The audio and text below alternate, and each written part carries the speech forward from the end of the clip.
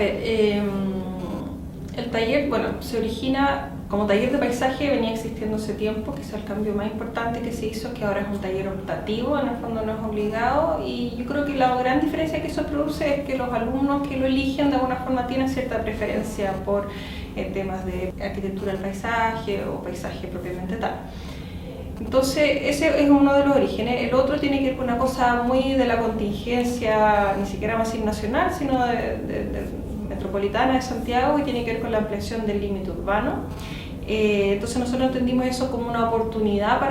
para pensar esa presión inmobiliaria, porque normalmente se dice como ya la línea avanzó, listo, todo ese suelo básicamente se va a perder, van a ser urbanizaciones de muy mala calidad, que en un tiempo más van a quedar vacantes, hay una especie de rotación de estrato socioeconómico y después quedan, digamos, a la mano de Dios nomás y empiezan a deteriorarse, hasta que ocurren cambios, que llega la movilización, por ejemplo llega el metro, entonces de nuevo hay ahí una inyección de capital y por lo tanto una nueva transformación. Pero son ciclos que ya hasta ahora más o menos hemos visto y no muy felices en la periferia de Santiago. Entonces esto es una oportunidad para pensar cómo el capital como cultural de esa zona, que es bien agrario y es bien excepcional que sea tan agrario y tan cerca de Santiago. Uno básicamente no lo ve mucho porque las vías conectores, especialmente la autopista, la ruta 5 o la salida esta de Vespucio o Sur Express, uno pasa por el borde de este lugar y hay una especie como de isla que se podría decir que se arma entre la infraestructura y este cerro Alto Huahuel, que le llaman o Santa Rita, donde está la viña Santa Rita, que ha quedado como un bolsón agrícola y que a pesar de que ahora el PRM no lo incluye, lo amenaza porque realmente se acerca demasiado. Entonces era cómo pensar una expansión urbana, cómo organizar esta presión resguardando el valor agrícola, ya que el valor agrícola no está resguardado por nuestros instrumentos de planificación, porque como hablábamos en la entrevista pasada, los instrumentos de planificación nuestra resguardan los valores ecológicos o dejan urbanizar o no urbanizar con ciertas densidades, pero no privilegian la actividad productiva agrícola, diciendo este suelo no puede urbanizarse por el alto valor que tiene. Y nosotros hicimos, nosotros no las mediciones instrumentales, pero sí accedimos a fuentes bibliográficas donde pudimos constatar que había suelo de primer nivel, y por eso hay tantas viñas y tantos frutales que hoy día se explotan, y harta comunidad. Nos dimos cuenta que vivía mucha gente, población rural y algunos no tan rurales, y en ese como híbrido pensábamos que había una alternativa de pensar este Santiago sur, digamos, el lado sur de Santiago, y por lo demás el borde del río Maipo, porque en el fondo lo que el PRMS amenaza no solo, el avance del PRMS no solo es el suelo, sino el río, que es el elemento principal de nuestra gran cuenca. O sea, el Maipo es el nombre de nuestra cuenca, el Mapocho es un tributario, pero en realidad es el Maipo el elemento principal. Y la otra cosa que en realidad no lo origina, fue una especie de coincidencia, pero muy fructífera para nosotros, fue que en paralelo se impartía un curso optativo que se llama Foodscapes, que hablaba sobre todo el tema de la globalización del alimento. Cuando hoy día cómo los mercados globales realmente han dibujado el mapa del mundo. Hay varios teóricos que hace rato vienen diciendo eso, que en realidad la comida es la que dibuja el planeta, incluso desde el Imperio Romano, pero yo creo que hoy día se ve bien claramente, al punto que hay localidades como por ejemplo África que han sido destinadas de repente a cultivar ciertas cosas y solo cultivan eso, entonces después al ser un monocultivo ellos mismos su economía decae cuando el comprador decide no comprarles más. Entonces la globalización puede ser muy injusta en esta repartición, o muy beneficiosa si es que tú tienes un producto que es muy escaso por tu clima. Y eso altera las redes sociales, altera la forma en la que las ciudades crecen o no crecen, y en cómo se va concentrando y a veces desconcentrando la población. Entonces definitivamente hay un movimiento ahí, hay temas medioambientales importantes, o sea, la forma de repente de cultivos que además de ser monocultivos son muy intensivos, terminan por deteriorar totalmente un suelo y luego ese suelo es abandonado y con ellos toda la gente que trabajaba para esa extracción o cultivo y luego se van trasladando. Entonces hay migraciones importantes, hay movimiento de capital, hay presión, pero lo que sin lugar a dudas es verdad es que al menos hoy día en la periferia de Santiago, la producción agrícola no logra hacer una presión igualable a la presión inmobiliaria. O sea, para decirlo en términos así bien ilustrativos, las viñas que están en el borde sur de Santiago no alcanzan a producir lo suficiente como para que llegue una inmobiliaria y le haga una oferta y diga: este suelo para cultivarlo para vivienda rinde mucho más. ¿Ya? Y muchas veces ha pasado que la presión inmobiliaria ha desplazado actividades agrícolas bien antiguas, como lo son muchas veces las viñas en esta cuenca.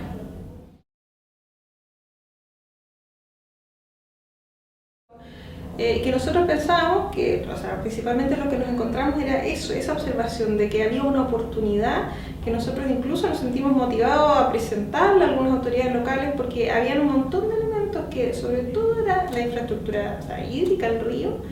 luego las viales y luego un brazo ahí de la cordillera que entra, que arman un espacio que quizás no es tan atractivo para el crecimiento urbano, porque se puede decir que es un poco discontinuo, ¿ya? A pesar de que está bien conectado, es discontinuo en términos de que no es tan extensa la superficie que puedes urbanizar. Después te encuentras con estas vías, ¿no es cierto? Entonces, ahí encontrábamos que había una oportunidad. Pero por otro lado, y eso era la cosa quizás más interesante que encontramos, es que estaba lo suficientemente conectado, esta, llamémosle isla, para ser accesible, por ejemplo, desde el metro. Muy fácilmente, o sea, hay 2 estaciones de metro, hay harto transporte público. ¿Por qué? Porque al otro lado de la ruta 5 está Buin, por ejemplo, San Bernardo se va extendiendo, al llegar casi al borde del río, ahí hay otra estación de metro, entonces de metrotren, quiero decir. Entonces pasa el ferrocarril por ahí, pasan estas grandes arterias y nos damos cuenta que era un lugar muy visitable y accesible. Entonces, por un lado tenía esto de que, a pesar de que igual hay presión inmobiliaria, no era del todo atractivo para la expansión inmobiliaria, era muy rico desde el punto de vista agrícola y era muy cercano. Entonces entendíamos este lugar también como un destino. Y también basado un poco en los ejemplos que tú pones como países de repente más desarrollados que tienen una cultura agrícola importante, como la italiana, la española o la francesa, que son más climas más similares a los nuestros, donde el tema de la experiencia agrícola y del valor agregado al alimento, o sea, es decir, no solo es la viña y que vende su caldo de uva, sino que realmente hay todo un tema más turístico quizás vinculado a la experiencia del producir, que se convierte en algo suficientemente atractivo como para ser visitado no solo por los turistas, por los ciudadanos. De verdad nos interesaba ver este lugar como un destino para los santiaguinos. Por eso el artículo que escribí dice un día de campo en Santiago, o sea, es realmente ir un día de campo porque está a distancia de ir a pasar el día. Y hay experiencias en Santiago, hay una en particular que se llama Huellas Verdes, que es un grupo de agrónomos que hicieron en Lampa, si no me equivoco, en Colina, unas cuantas hectáreas, las están cultivando, ¿no es cierto? Y tienen un sistema de membresía en el cual tú, yo, cualquiera puede pagar 2 veces al año y recibir toda la semana en su casa una canasta de frutos producidos acá, que son de muy buena calidad. Yo no soy miembro, pero tengo amigos cercanos que consumen estos productos habitualmente, de todos los colores más vivos que te puedas imaginar, producidos en tierra santiaguina, a un precio bastante competitivo con el mercado, digamos, el supermercado o la feria del barrio. Y además con un valor agregado, que ahí es donde yo creo que está el punto, que es que tú, además de ser miembro y pagar por adelantado tus cuotas, tienes la obligación de ir 2 o 3 veces al año a ser parte de la faena, ya sea arar, cultivar, echar fertilizante, bueno, creo que no echan porque es bien orgánico, pero todas las labores agrícolas fáciles de hacer por personas con sus hijos, incluso a veces con niños, y se entiende eso como un destino, como una actividad recreativa. Entonces, y ha funcionado, o sea, se ha sostenido en el tiempo y ha crecido bastante el proyecto, no sé si en superficie, pero sí en cantidad de miembros y en la cantidad de productos y en su rentabilidad. Entonces, definitivamente, pareciera que en el mundo en vías de desarrollo hay una especie de vuelta atrás para entender que el proceso agrícola y la producción puede ser parte de nuestra experiencia recreativa, puede ser de aprendizaje también para niños, para colegios, etc. Yo creo que tenemos limitaciones porque, por ejemplo, nos falta conocimiento de temas ecológicos, también de temas geográficos, geológicos, y a veces de transporte muchísimo, porque todo esto tiene que ver con esa escala. Pero yo creo que el arquitecto sí tiene algo que decir, primero porque nuestra formación, el pensamiento conceptual y de relacionar cosas y de entender como los valores agregados que hay en ciertas decisiones, creo que es fructífero a la hora de discutir con otros. Yo creo que no es una decisión que puedan tomar exclusivamente arquitectos, pero creo que estamos capacitados para tener opiniones y propuestas que pueden nutrir esa discusión. Y también creo que hay una cosa que no sé cómo siquiera la llaman en español, que es esto de la diferencia entre el top-down y el bottom-up de la toma de decisiones, ¿no es cierto? Yo creo que se ha instalado bastante, incluso en nuestra sociedad, esta idea del bottom-up, o sea que las pequeñas floraciones, digamos, de actitudes y actividades logran armar cultura, que uno no necesita una decisión tomada desde el poder central hasta la regional y metropolitana y entrar, sino que realmente la señora que, por ejemplo, en este sector vendía manzanas y de repente se le ocurrió que si ella hacía cúgenes de manzana y además ponía una cafetería al paso y después otras señoras le empezaron a copiar y fíjate que se armó, te estoy ridiculizando, la ruta de la manzana. Yo creo que sin lugar a duda nuestro territorio, nuestro paisaje cultural, no solo el paisaje así, digamos, vegetal, ha demostrado que eso es posible y es real. Uno lo ve suceder a pesar de la geografía a veces difícil que tiene Chile, ¿no es cierto?, de esto Chile interior, donde a veces el tema como de comunicación, ya sea verbal o vial, digamos, de congregar a veces es difícil, se arman muchas islas en nuestra topografía, en nuestra geografía, perdón. A pesar de eso, yo creo que las comunidades logran armar tendencias a partir de a veces iniciativas que son tan individuales como por ejemplo el tema de Huellas Verdes, que no partió siendo más de 2 o 3 personas. O las famosas rutas del vino y aparecen de repente rutas de otra cosa. Entonces yo creo mucho en la estrategia, que ni siquiera es una estrategia del bottom-up, y yo creo que en eso los arquitectos sí tenemos que aportar. No resolverlo todo desde la escala macro a la micro, sino a veces saltarnos escalas. Pero así todo, tener en la mira un paisaje pensado, ideado y que puede llegar a estar terminado después de que uno incluso se muere. Y en eso, más bien, ahí desaparece como esa vanidad que a veces tenemos los arquitectos de la obra construida al frente nuestro. O sea, no es una obra construida, son pedazos de cosas que en el futuro podrían armar un paisaje cultural.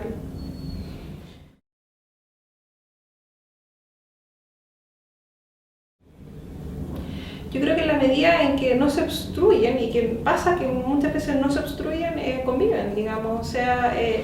cuando especialmente la cosa más pequeña, lo local, no trata de quitarle mercado a lo grande, sino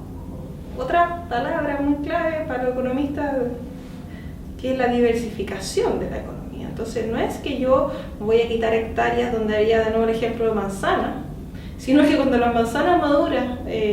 caigan y yo ya no pueda vender, las que me queden las voy a transformar en algo. Y las voy a transformar en algo que tiene cultura y que tiene conocimiento. Y ese valor agregado me va a abrir un nicho paralelo y que no compite. Porque si no es muy difícil que la economía local compita con la grande. Entonces, el almacén no le gana al supermercado, jamás. Pero el almacén tiene cosas específicas, entonces tú sabes que la persona cuando quiera hacer las compras del mes va a ir al supermercado. Pero todos los días de vuelta de su trabajo va a pasar por el almacén. Y el almacén se las tiene que jugar porque tiene que ofrecer esa otra cosa. Y esa otra cosa es la economía local más pequeña, que yo creo que logra, insisto, no competir, pero diversificar a la otra y por lo tanto traer más flujo, que finalmente es lo que el grande también quiere, más flujo de personas. Y si ese flujo se da porque hay una cosa pequeña o varias cosas pequeñas, mejor todavía, porque esas cosas pequeñas jamás van a competir con la grande y le van a agregar, finalmente. Entonces hay una cosa medio así como de coreografía, pero que de nuevo no viene de un coreógrafo que lo está diseñando todo, es como un baile que sea más o menos solo y que yo creo que tiende a funcionar, pero eso no quita que tienen que haber normas de convivencia y que las cosas están reguladas. Obviamente que una pyme tiene que tener certificaciones, igual que el grande, porque si no también es injusto. Entonces, claro, hay formas de facilitar la aparición de estos, digamos, emprendimientos locales, pero también debe haber formas para facilitar su comienzo y que luego finalmente añada y agrega a las producciones más masivas que se dan en todos los paisajes y que son bien propias, especialmente de países como los nuestros, que están muy supeditadas a economías globales. Entonces, si tenemos que producir cobre, casi producimos puro cobre y madera, y nos preocupamos un poco de eso otro, pero yo creo que lo otro igual subsiste subterráneamente y yo creo que ahora nos estamos abriendo más a que exista y dándonos cuenta que es beneficioso y no competitivo con las economías mayores.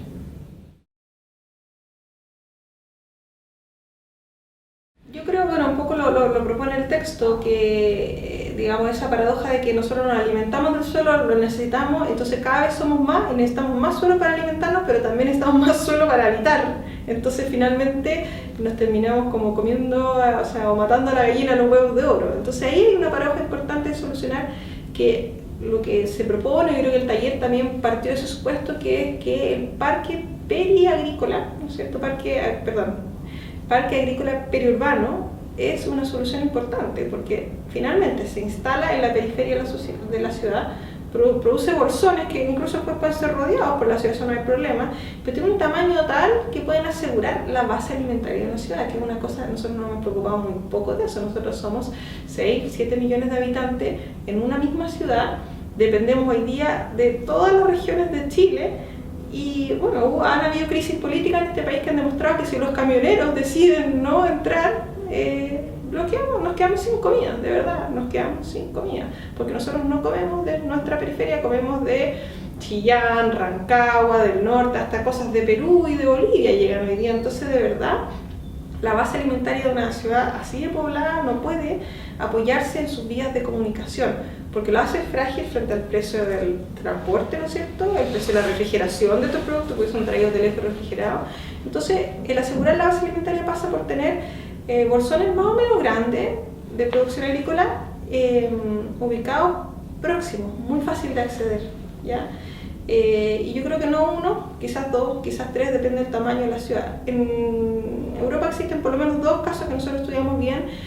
Uno es el Parque Agrícola de Milán,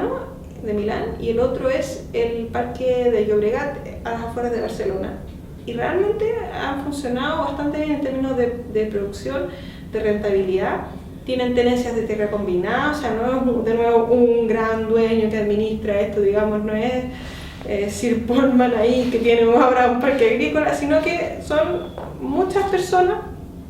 Hay grandes terratenientes que se asocian con otros, hacen una cooperativa, y pequeños agricultores que conservan, pero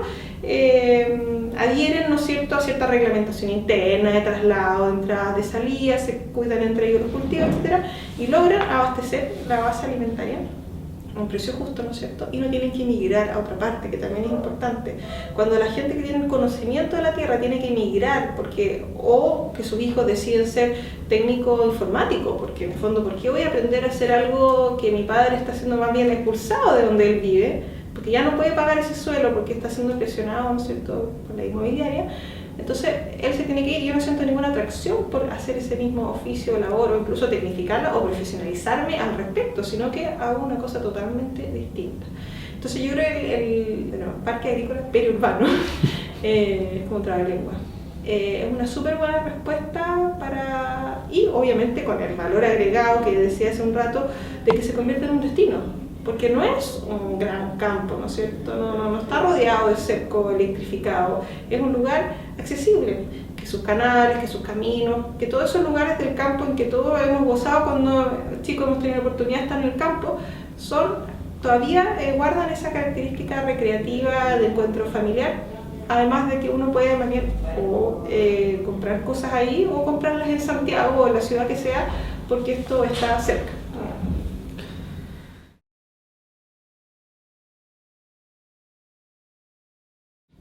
Mira, yo creo que además del romanticismo, que estoy súper de acuerdo, porque a mí me da mucha risa, a veces uno va a tiendas como Home Center y todo, a mí me gustaría ser como un carro lleno de todas las cosas que tratan de imitar las cerquitas de campo, entre llaves. Entonces uno podría ser como un carro así de puras cosas hechas en China, pero que emulan esa idea del parrón, de la cuestión de greda, y entonces hay como mucha añoranza por tener eso en tu casa, a lo mejor por lo que tú decías de que somos todos provincianos de corazón. Pero Yo creo que así como que la respuesta no es como, oye, seamos más románticos, sino que a veces nos cuesta imaginarnos instancias sociales en las cuales hay una verdadera transversalidad, porque incluso los moles, por ejemplo, que hoy día se entienden como el lugar, junto con algunos parques donde uno se encuentra, están súper estratificados, o sea, tú vas a un determinado mall y va a un cierto tipo de público y otro, entonces creo que Santiago y muchas ciudades latinoamericanas nos cuesta realmente eliminar esa barrera que probablemente se instaló desde la colonia, ¿no es cierto?, en que nos ordena, ¿sí?, con respecto normalmente a un cierto pedigrí o a los recursos de poder adquisitivo, pero sobre todo a un pedigrí a veces. Y yo creo que incluso en esa aristocracia chilena, el campo era un lugar donde esas barreras desaparecieron.